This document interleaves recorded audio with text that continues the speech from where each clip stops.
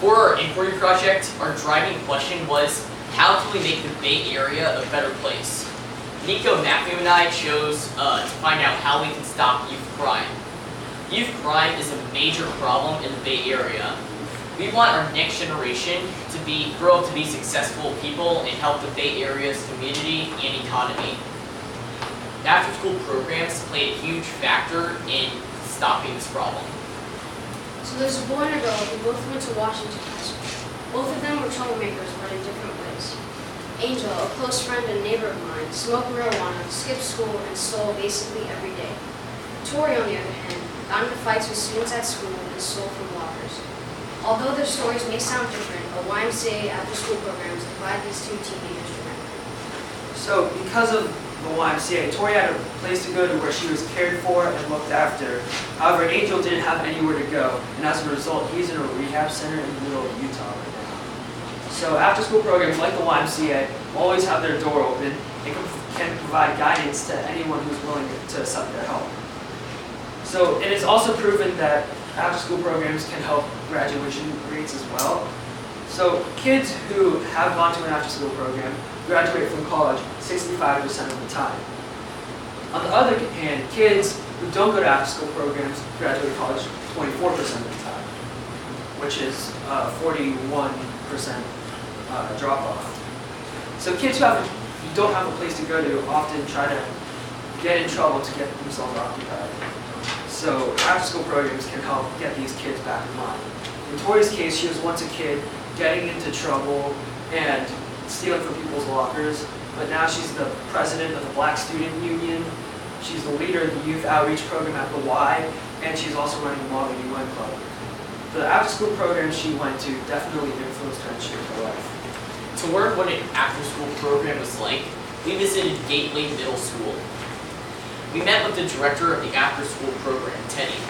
He said that the goal of the parents, teachers, and after-school directors was to make sure that the kids get their homework done.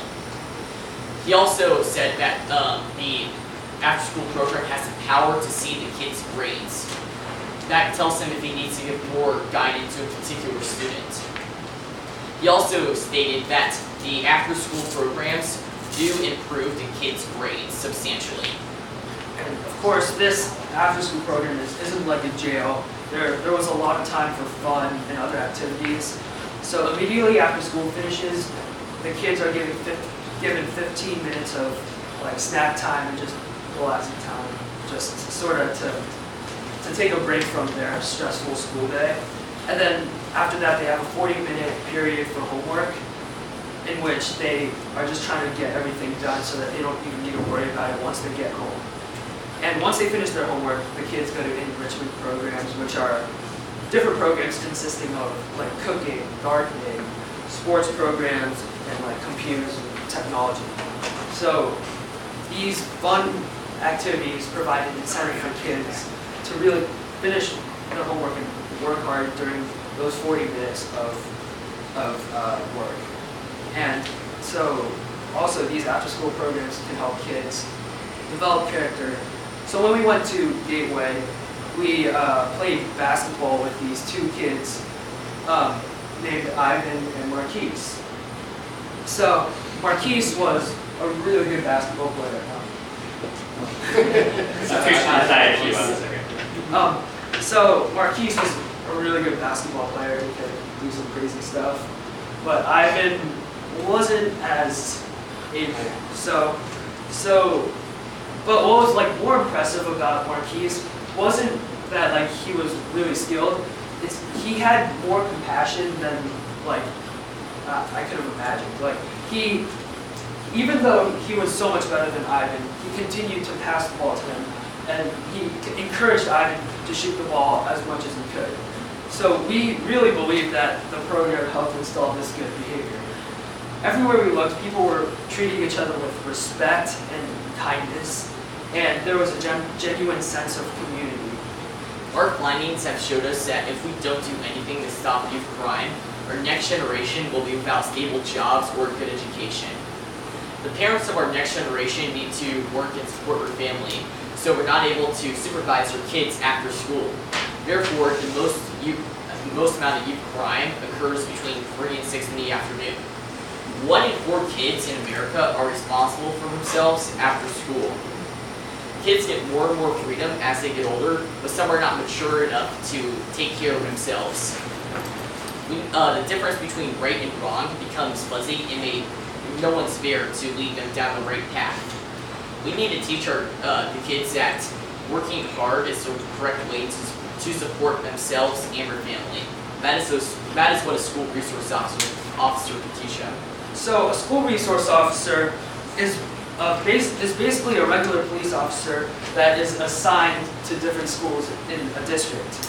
So they handle crimes that happen in schools, they meet with staff and parents to discuss about the safety of their children, and they also meet with the students themselves to talk about what not to do when they're alone and on the streets by themselves.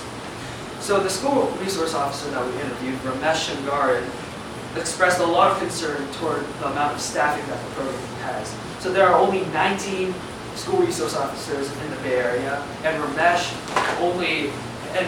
has to deal with 27 different schools in the Richmond district. So he stated that he would much rather focus on 3 or 4, so the kids in those schools could feel more safe and they could develop a better relationship. To help with these issues, we need kids who are unsupervised and misguided to go to after-school programs. For this plan, we are making guardians sign a sign-out sheet for their child, so that we know that where they're going after school. If the guardians want their child to go home immediately after school, they have to take the school bus. During the summer, there will be camps located in different schools in the Bay Area. These camps will consist of hands-on activities like math and science classes, arts and crafts, sports, and there will be healthy snacks and lunch provided for the students. Every day, students will get gold stars for participating in kind acts and for behaving well. At the end of the week, if a child has 10 golden stars, they can get a prize like ice cream or something. The way that we'll run this to help with the staffing problem that the YMCA and the school resource officer mentioned is we're going to have volunteers. They won't be paid. However, they will receive free public transportation for every day that they volunteer. They will also earn a $500 tax reduction every 30 days that they participate for community service. There will be a $10 fee for these summer camps, but there won't be any fee for the after-school programs. For promoting after-school programs, we will get San Francisco Giants players like Pablo Sandoval to give away free Giants tickets to kids and one of their parents if they have a perfect attendance record at our after-school program each semester. If this program is successful, we will add it to another school and then another school, and eventually hope to spread it across the Bay Area so we can get all kids involved in the after-school programs. We will also advertise for volunteering at these after-school programs around USF and other places where people may want to volunteer. So an issue with these programs is obviously funding. Without proper funding, the after-school programs cannot supply the kids with 21st century technology, cooking and gardening equipment, balls, arts and crafts, and proper staff. So this is why we need the government and all these other places donations to really just fund after-school programs to a point where they can run as they would like to. For this project, we need funding for all the after-school programs and camps across the Bay Area to get their resources. So what we're going to do is go to Apple and Microsoft and ask them to donate, let's say, 20 computers to a certain after-school program. We will also get athletes involved. For example, Alden Smith. Alden Smith has a horrible reputation, so what we're going to do is we're going to get him and ask him to fund the, let's say, the Buchanan YMCA and show up once in a while. This will help his image and also fund the after-school programs and help us a lot and also gain publicity. We will also make a site where you can go online and donate money to help supply the after-school programs. It's ridiculous that a school resource officer like Ramesh has to be in charge of 27 different schools.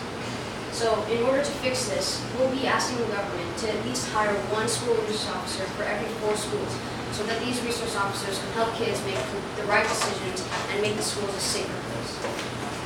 So our plan not only helps the children and their parents who are directly related to this after-school program issue. Even though it costs like a lot of money to establish all these solutions, this plan could help the economy as well. Because parents and guardians are at work, worried about what their child is doing after school, it results in decreased productivity in the workspace, which costed America $300 million according to the After School Alliance organization. Our plan could change that number dramatically. Our research has showed us that out of everything, kids need supervision and guidance. If we can create an affordable and quality after-school program to help these kids that are troubled youngsters be part of a community, and adding these school resource officers and after-school programs, we can make these programs funner, safer, and more exciting for these kids.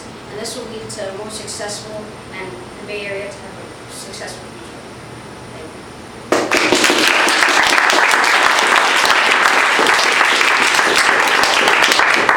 Thank you, guys.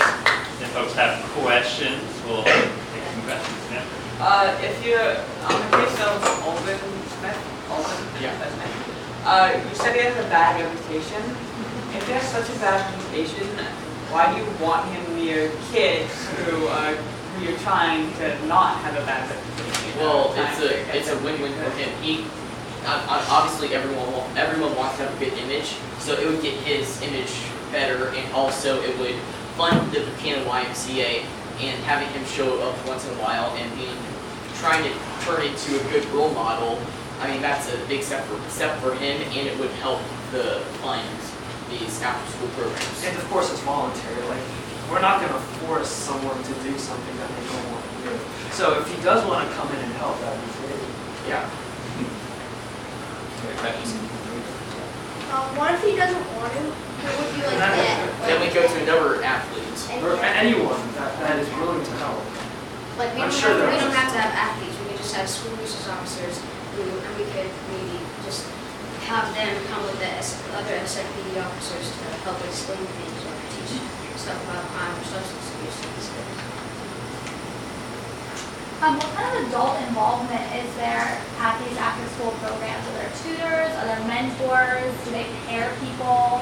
So, Students? at the after-school program we visited at Gateway, there were only like 2 people running this whole entire operation. For about 40 kids. Yeah. So they sort of supervise and help with homework, but really it's so much for them to do. It's not an ideal situation. We should probably have And more so, people. yeah, so the biggest problem when we did the interviews and we met with the directors of the YMCA and with the school resource officer, we kind of emphasized it a lot. The school resource officer by himself was in charge of those 30 schools, all in the Richmond district. And so he said also that, and as did the YMCA person, that instead of having like that huge amount, more resource officers, but for the YMCA, how there's 2 people, the director said that they mostly just want people who are qualified, or they just need volunteers. Like, because having it